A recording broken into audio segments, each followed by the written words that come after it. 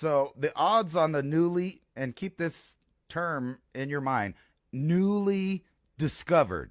In other words, they didn't know it was there until they saw it, which is the case with most large bodies passing the Earth. They don't see it till it's on the way out. So they discover it after the danger or the potential danger has already passed. So now we're tracking this 2024 YR4, nicknamed or dubbed the City Killer.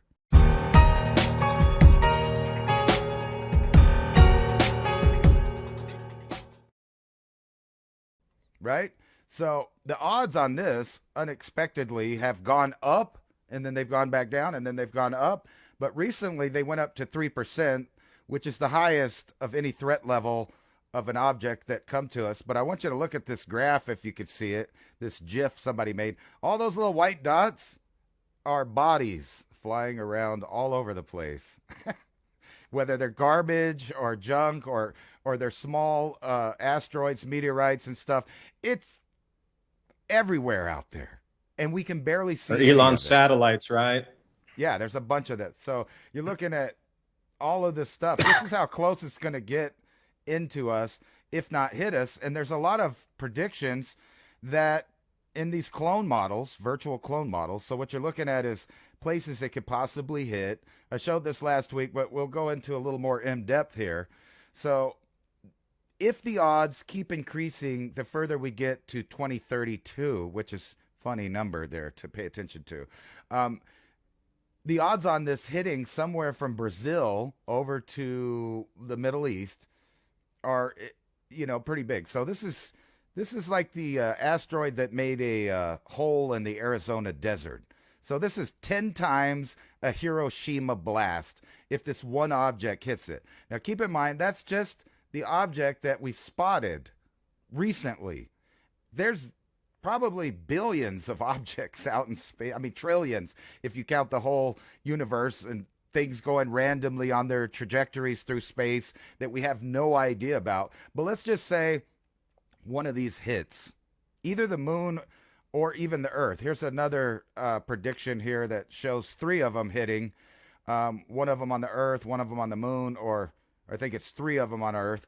But either way, if one of them just hit anywhere, say it hit down by Rio de Janeiro and Brazil, which is a giant city down there, and a major agricultural center, right? So the rest of them would kind of hit just south of the Sahara Desert into the north of the Congo and all of that stuff.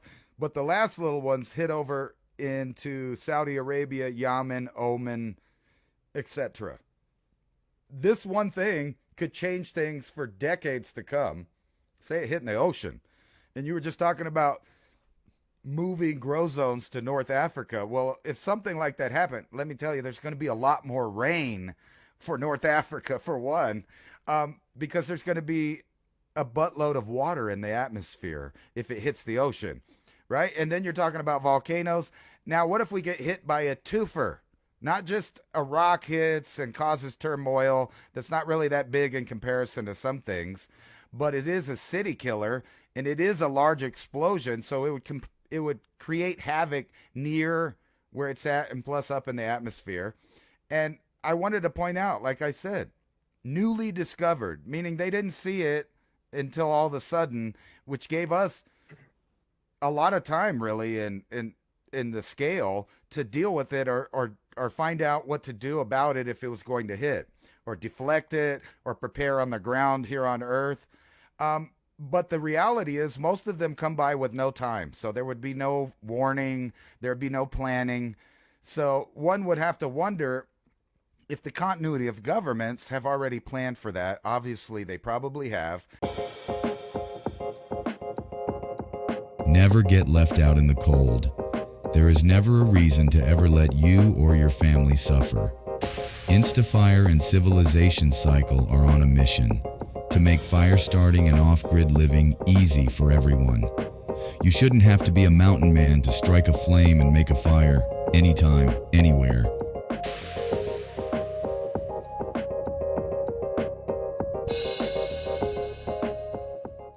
And it looked like it was down for the last couple days. So I put it on a year, all the way up over the last year. So I put it back 5 years, all the way up over time. The stock continues to go up. I think it's like at Do you 54. have those charts that you can throw on the screen there? I'd be interested in look at them.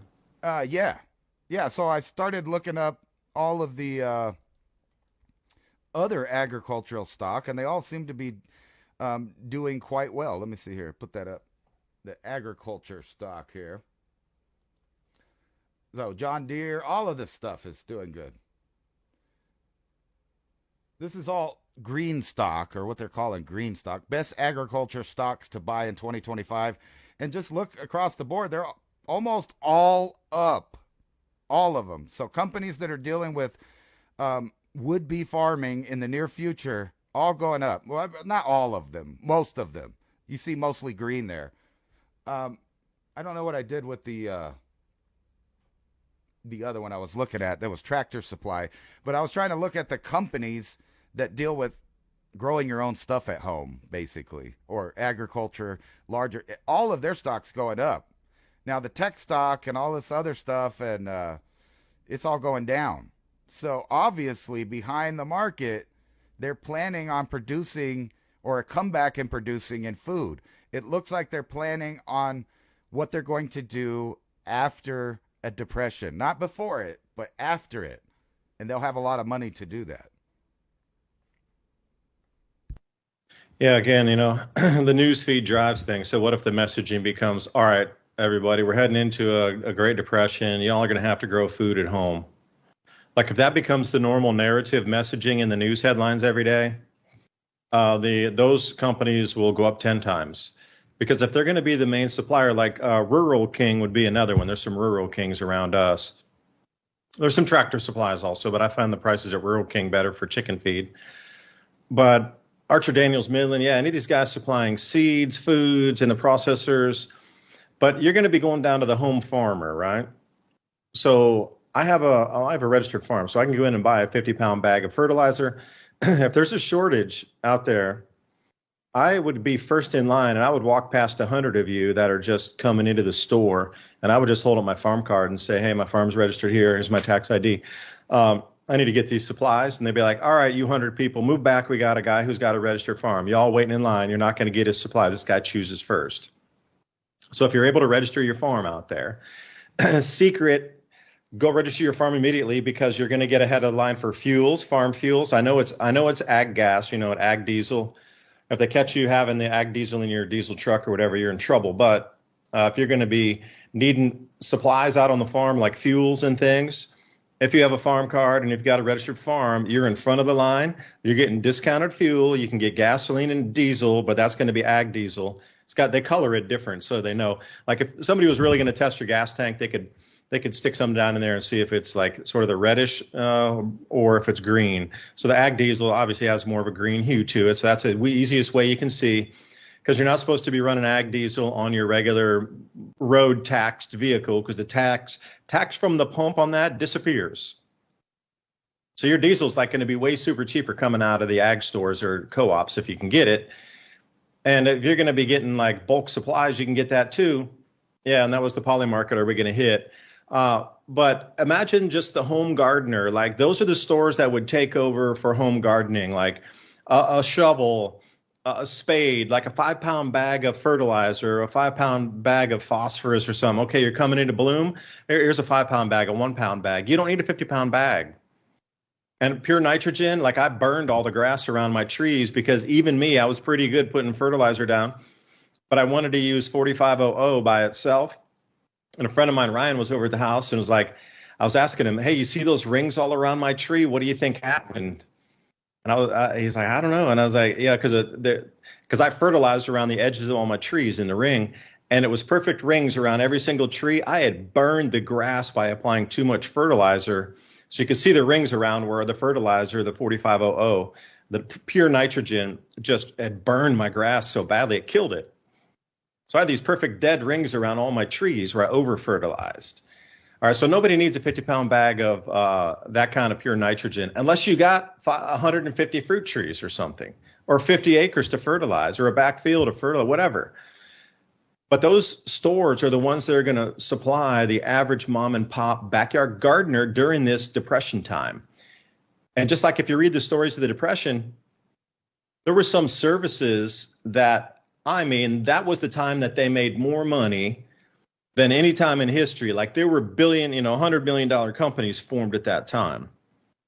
I mean, the thing they give you in the media is a Great Depression, everybody loses everything. That is totally the opposite of what's true.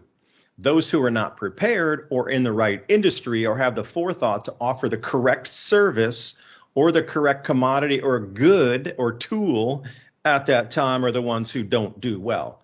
If you are positioned to offer the right services, the right tools, and the right commodities to the people to help them grow more food, that is a win-win-win everywhere.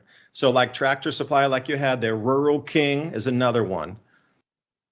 If you're going to go to the farm co-ops in your local area, if they don't know you already and we're in a Great Depression and you're fighting to get food growing supplies, you're not in line. You're a registered farm or you're not in a co-op.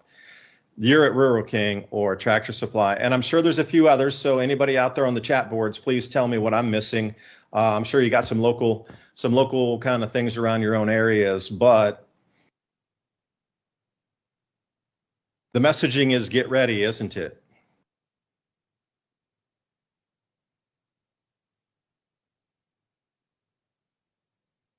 It sure is.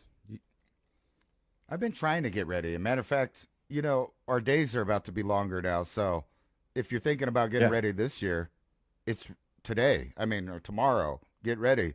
Start doing it. Matter of fact, I know most of you guys and the rest of the nation are freezing all the time, despite the global warming. But where I'm at, it's decent. I think it's 40 outside. It was up to 70 something today. If I would have known that my specific little square inch on the map was going to have an average of 70 during the winter, I could have grown a lot of stuff this winter. But I didn't know how cold it was going to get. And we did have several, single digit episodes that, but my lime tree outside, it lost a couple leaves, but it overall did good. And that it's not even supposed to be in an environment that has freezing temperatures, yet it's fine. Because it wasn't cold that long. But we're around here about to get out and try to redesign every square inch of land possible because I missed out this year and didn't grow as good as the year before. And we actually noticed it in the kitchen as far as not having extra veggies, not having extra seasonings, everything. Like for the last couple of years before last year, I could go outside and just cut some cilantro, fresh tacos, fresh cilantro, onions right out of the garden all year long. I tried to concentrate on corn. Didn't do that well because all the males, pollinated at a different time as the female parts came out. And I think that was because I made a mistake. And the last couple of years, I've been trying to, eliminate these mistakes. And this year, I think I'll have a bumper corn crop in a small little area because now I know to plant the same kind of corn all next to each other. So if it's red corn, you plant all that red corn right next to each other because for some reason it turns male and female at a specific time that's different from the painted corn or the yellow or the white corn, despite all coming from the same genes. So I learned that. It's kind of a weird thing. So all the blue ones pollinated and everything at the same time, the Hopi blue. And it was weird that the different colors did that, but I had it all mixed up. And so it didn't pollinate right, and I didn't get that much corn. I barely, say it was the last year I had, I would have barely been that guy that was the seed saver that saved the future. Not the year, but the future and because there wasn't enough to eat, but there was enough to plant next year. So this is the time. And you were right about all those gardening supplies. Start going to yard sales and start getting these things because a lot of people don't get it and they're not using them. So they inherit a bunch of stuff from their parents or grandparents. There's a bunch of really good farming and gardening tools in there. They don't want it. They don't know what it is. They don't know the value of it. So they'll give it away for nothing. So that's a really cool phenomenon going on right now is the greatest transformation of wealth in human history can benefit you on the individual level if you go out and look for it, because it is being transferred in many different ways. And a lot of it is just people not realizing the value or the wealth that they have in the belongings that they inherited. Yeah, and those would be estate sales, garage sales. They're all in the same area in the newspaper or online for the weekend that you're out looking for that stuff. And a lot of times, I've been to these sales too. What I find are the steel that makes those tools is just incredible strong. I bought some more modern tools and I've had even fiberglass handles snap already. The old garden rake from Grandpa from like 1950, that handle's still there, but using it in a pretty vigorous way, it's eventually going to break because the handle, whatever, even if it's hickory, thing's like 60 years old, It's been out in the sun. It's been wet. It's been laying around. It's been outside for 5 years. It got in the sun, whatever. My whole skill set, if you're going to go out to these estate sales and get the tools, the number one skill set you're going to have to learn is changing broken handles. And that talks about decoupling it from the tool itself. Maybe you have to route it out. Again, Ryan was in my house. We were using a drill to try to get down in and get all the really old, like just decayed, hardened wood from around some of the metal in there that could pull out, and then the screws, and then learn how to put those handles back together. And you got to learn some whittling skills because we had to whittle the thing down, and then it didn't fit exactly right in the newer or in these older like rake heads, for example. Shovel heads, it doesn't fit exactly. So I was actually using a knife like my grandpa, whittling down, slow process. But if you're into it, to try to make it fit perfect, you just use your knife and eventually it'll fit. Right. But that's one thing I really need to bump my skill up. For those you think, oh, you guys got your stuff together. I don't. I'm still always learning. Like for me to learn how to change handles, I am deficient in that skill set. I can do it on a rudimentary level, but I need to bump that up into an industrial scale where I can get in and out in under 20 minutes on changing a handle on a tool, not 2.5 or 3 hours into it, having a couple beers. I need to get the thing like really fast. Like, those guys in the 40s and 50s, they weren't messing around. You break a handle, they're in and out of there. Boom, boom. I need to get the same proficiency and get better tools or bigger knives or something to be able to pull and rip that wood off better, or get a grinder or something. I'm just not there yet. But that's my number one thing this year, is to get better at repairing tool handles. So everybody out there that's listening, what's your one skill you really need to improve this year that you think could get the most benefit for you? I think it's repairing my own tool handles, but that's just me. It's going to be different for everybody. But please make a note of just one thing you can improve this year. Just one. Like Ransom was talking about planting corn in a different way to repollinate better fashion. Okay, that's one. I'm talking about changing handles. That's one for me. Everybody can do just one. So what's your one? Make it this year's goal for the summer, I guess. I was just thinking, man, there's still a lot of junk cars out there from older times, and the leaf springs and things on those are the best steel you could just get. And imagine all the tools you could make with a blowtorch and a die grinder and a hammer. You can make hammers out of that stuff. It's metal that you're not going to find at the store. And I found that everything in the gardening industry is made to be temporary 1-year use now. Like I went and got some shears for the grass so I could get around my plants and just easily trim the grasses. It took about a month. That thing was chipped up, broken, the handle didn't work. It started to rust from one drop of water. It's junk. Hey, call me, I'll change your handles. Yeah, right. That's absolutely. So junk. So what'd you do? It worked for a month. Then what do you do? Can you sharpen it yourself, or how do you repair something like that? If you're constantly repairing tools, you're not using that time to be growing food. Right. Well, the good thing, the plant keeps on going while you're doing stuff. Once you got it watered, nature's and working for you. No, I really think that it's a bright idea this year for people to grow enough food to subsidize their own diet.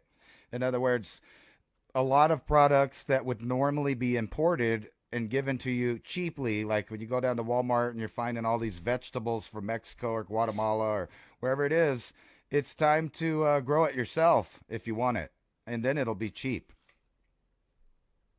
Yeah, it's almost free because I mean, you don't understand how bountiful it is.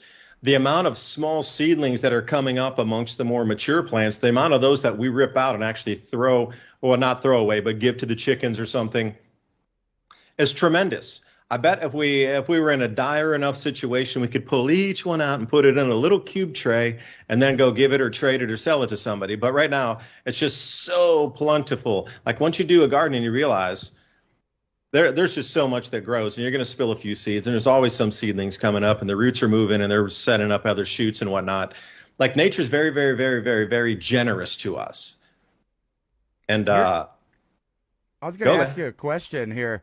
What do you think about the portion of the Trump administration that is claiming to roll back all these regulations? Do you think that'll trickle down into the state and municipal levels to make it easier for people to actually victory garden and things like that? That's a good question. Are we going to stay over regulated where you're not allowed to do anything on your own? Or you think that they're actually going to ease that up by necessity because of the problems inherent with ripping the Band-Aid off of the system? Well, again, that'll be an individual state basis, just like it is with so many other laws. Marijuana legalization, everything in between. Like, for example, California is probably going to keep its strict regulation of everything, irregardless if the national, deregulation phase comes in. But places like Tennessee will absolutely make it easier for people to do things. But then again, Knoxville's gone super blue, so is Nashville. So within the city limits, you're not going to get the same leeway that you would kind of out in a farming community or somewhere that's further outside of those cities.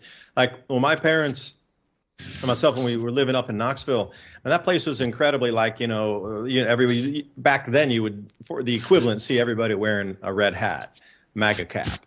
But today it's not, man, it is turned incredibly blue. And those people moving from different states with their terrible policies think by moving to a different state, and then they get here and they're like, you shouldn't be doing it that way. Making it hard to go to the ATM. Thanks for joining us, everybody night. Please buymeacoffee.com if you like this kind of conversation.